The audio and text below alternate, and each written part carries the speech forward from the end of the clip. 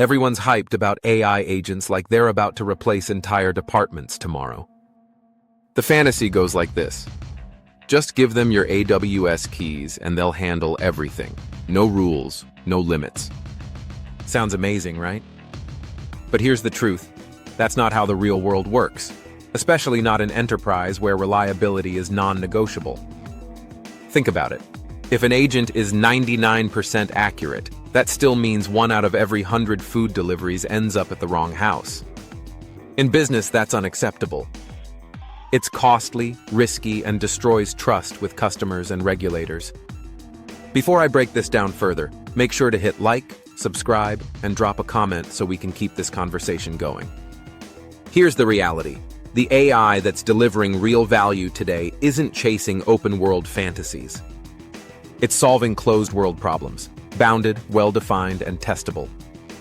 We're talking about invoice matching, fraud detection, claims processing, inventory forecasting. Not sexy, but they're the problems businesses actually need solved. Open-world problems are basically infinite. Time and space are unbounded. Tasks emerge dynamically. The agent doesn't know what it doesn't know. That's the moonshot dream of general intelligence. But right now, it's a nightmare for reliability and testing. You can't build trust when you can't even define what correct looks like. Closed-world problems, on the other hand, are where AI shines today. Rules are clear. Data is available. Outcomes are measurable. That makes testing possible, automation reliable, and ROI obvious.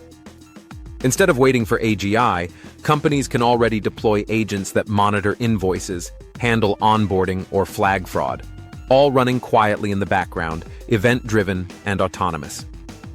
Here's the takeaway. Stop chasing magic. Wrap non-deterministic models in deterministic systems. Build structure around the intelligence.